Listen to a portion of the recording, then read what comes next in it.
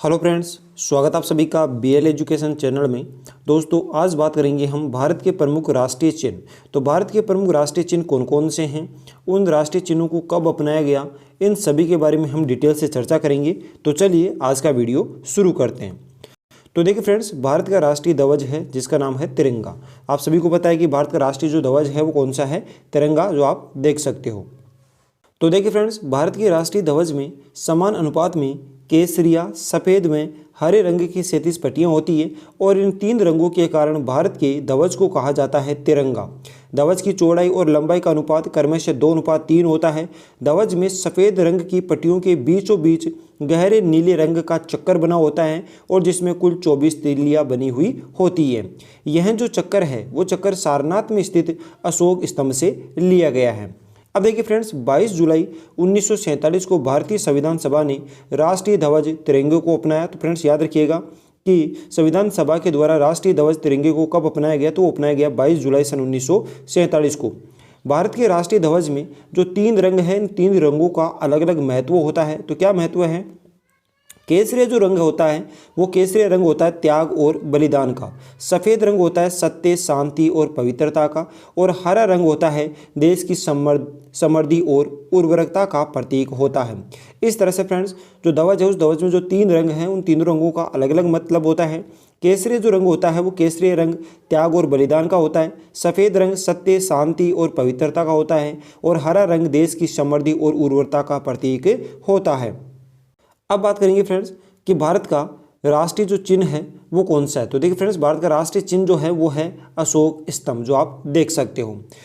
तो देखिए फ्रेंड्स, भारत का राष्ट्रीय जो चिन्ह है अशोक स्तंभ मौर्य साम्राज्य के शासक महान सम्राट अशोक द्वारा सारनाथ में बनाए गए स्तंभ से लिया गया है। इस स्तंभ में 4 शेर एक दूसरे से पीठ सटाकर बैठे हुए हैं और उनमें से एक सिंह यानी कि एक शेर के नीचे लिखा हुआ है सत्यमेव जयते, जिसे राष्ट्र चिन्ह में दर्शाया गया है, जो कि देवनागरी लिपि में अंकित है और इसका मतलब होता है सत्य की ही विजय होती है। अब देखिए फ्रेंड्स, 24 जनवरी 1950 को अशोक स्तंभ को भारत का राष्ट्रीय चिन्ह के रूप में आधिकारिक रूप से स्वीकार किया गया।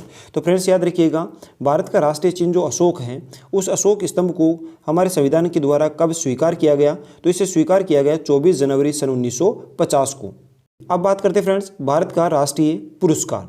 तो देखिए फ्रेंड्स, भारत का राष्ट्रीय पुरस्कार जो है वो है भारत रत्न। तो भारत रत्न भारत का सर्वोच्च राष्ट्रीय क्या है, पुरस्कार है, जिसे आप देख सकते हो। अब देखिए फ्रेंड्स, भारत रत्न भारत का सर्वोच्च राष्ट्रीय पुरस्कार और सर्वोच्च नागरिक सम्मान है। फ्रेंड्स, अगर आपसे पूछा जाए कि भारत का सर्वोच्च राष्ट्रीय पुरस्कार कौन सा है तो वो है भारत रत्न, और सर्वोच्च नागरिक पुरस्कार कौन सा है तो वो भी कौन सा है, भारत रत्न। अब देखिए फ्रेंड्स, भारत रत्न सम्मान राष्ट्रीय सेवा में असाधारण कार्य करने वाले व्यक्तियों को प्रदान किया जाता है और इन राष्ट्रीय सेवाओं में विज्ञान, कला, साहित्य, खेल और सार्वजनिक सेवा के क्षेत्र में सम्मिलित किया जाता है। तो फ्रेंड्स, ये जो पुरस्कार दिया जाता है भारत रत्न, वो विज्ञान, कला, साहित्य, खेल और सार्वजनिक सेवा के क्षेत्र में पुरस्कार दिया जाता है। इस पुरस्कार के रूप में पुरस्कार प्राप्तकर्ता जो है उसे एक प्रमाण पत्र दिया जाता है और एक मेडल दिया जाता है। फ्रेंड्स याद रखिएगा, इस पुरस्कार में किसी भी प्रकार की धनराशि नहीं दी जाती है और इस भारत रत्न पुरस्कार की शुरुआत हुई 2 जनवरी सन 1954 से। अब बात करते हैं फ्रेंड्स भारत की राजभाषा, और भारत की राजभाषा कौन सी है, हिंदी। फ्रेंड्स याद रखिएगा, भारत की राष्ट्रीय भाषा कोई भी नहीं है और ऐसा ना ही संविधान में कोई उल्लेख है। तो भारत की कोई भी राष्ट्रीय भाषा नहीं है। हिंदी भारत की राष्ट्रीय भाषा न होकर महज एक राजभाषा है, यानी सिर्फ राजकाज अर्थात सरकारी कार्यों के लिए ही उपयोग में की जाने वाली भाषा है। भारत के संविधान के अनुच्छेद 343 के अनुसार हिंदी भारत की राजभाषा मात्र है। भारत के संविधान में राष्ट्रभाषा का कोई उल्लेख नहीं है। हालांकि 22 भाषाओं को आधिकारिक भाषा का दर्जा प्राप्त है और वो 22 भाषाएं कौन कौन सी हैं आगे देखते हैं। तो देखिए फ्रेंड्स, हमारे संविधान में कुल 22 भाषाओं को दर्जा दिया गया है। तो 22 भाषाएं कौन कौन सी है जिसे आप वीडियो पॉज करके देख सकते हैं। अब देखिए फ्रेंड्स, बात करेंगे भारत की राष्ट्रीय लिपि या आधिकारिक लिपि कौन सी है। तो देखिए फ्रेंड्स, भारत की राष्ट्रीय लिपि या आधिकारिक जो लिपि है वो कौन सी है, देवनागरी। तो फ्रेंड्स, अनुच्छेद 343(a) के अनुसार देवनागरी लिपि में लिखी गई हिंदी को आधिकारिक भाषा कहा जाता है। अतः यह माना जाता है कि भारत की राष्ट्रीय जो लिपि है वो कौन सी है, देवनागरी है। अब बात करते हैं फ्रेंड्स भारत का राष्ट्रीय पशु, और भारत का राष्ट्रीय पशु कौन सा है, बाघ, जिसे बोलते हैं टाइगर, जो आप देख सकते हो। अब देखिए फ्रेंड्स, वर्ष 1973 को बाघ यानी कि रॉयल बंगाल टाइगर को भारत का राष्ट्रीय पशु घोषित किया गया। तो फ्रेंड्स याद रखिएगा, भारत का राष्ट्रीय पशु जो है वो कौन सा है, तो वो है बाघ। इससे पहले भारत का राष्ट्रीय जो पशु है वो कौन सा हुआ करता था, शेर हुआ करता था। फ्रेंड्स याद रखिएगा, भारत का राष्ट्रीय पशु वर्तमान में कौन सा है, बाघ। और बाघ से पहले जो राष्ट्रीय पशु हुआ करता था भारत का, वो कौन सा हुआ करता था, शेर हुआ करता था।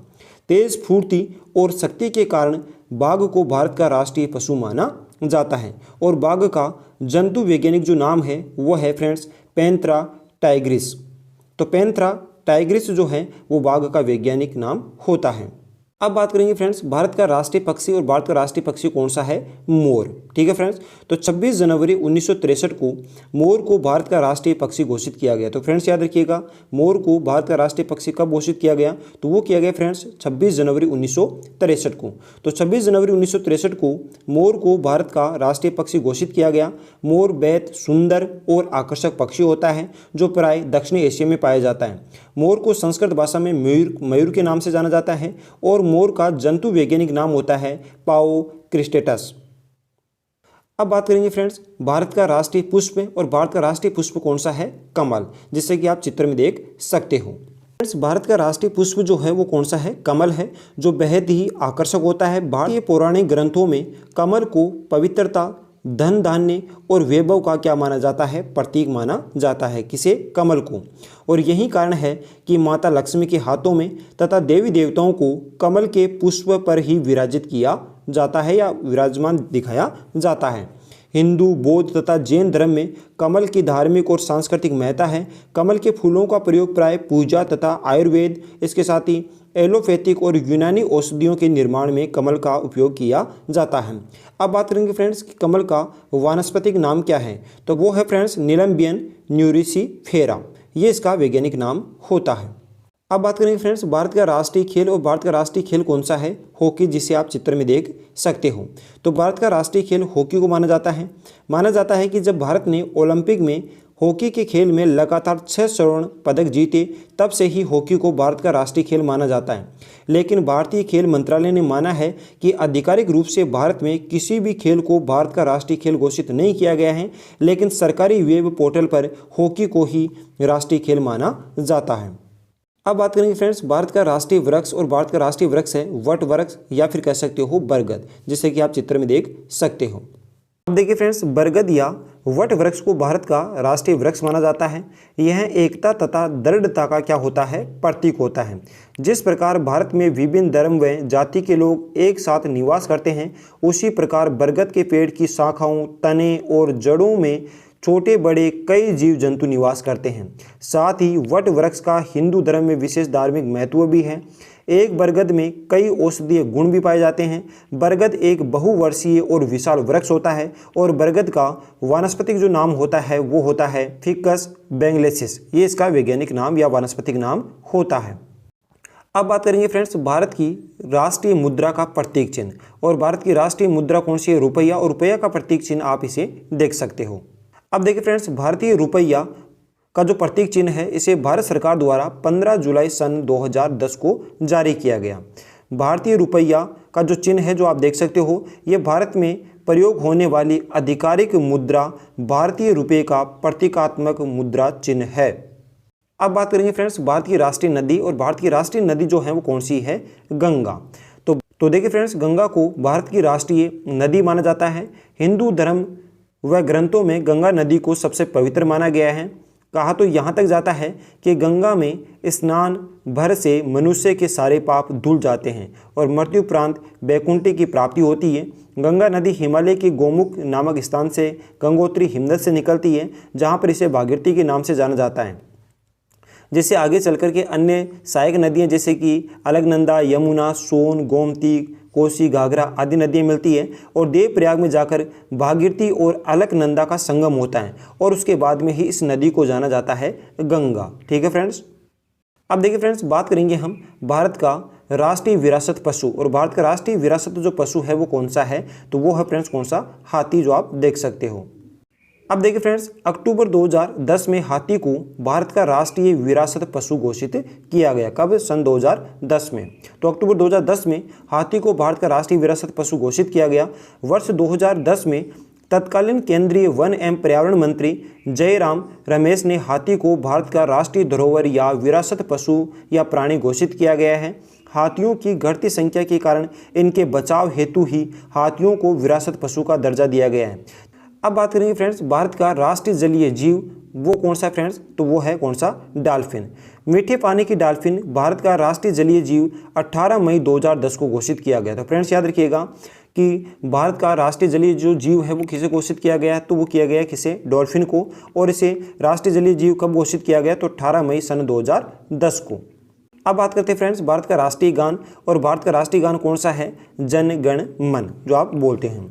तो भारत के राष्ट्रीय गान जन गण मन को 24 जनवरी सन 1950 को राष्ट्रीय गान के रूप में स्वीकार किया गया। तो फ्रेंड्स याद रखिएगा भारत का राष्ट्रीय गान जो है इसे कब स्वीकार किया गया, तो इसे किया गया 24 जनवरी सन 1950 को स्वीकार किया गया।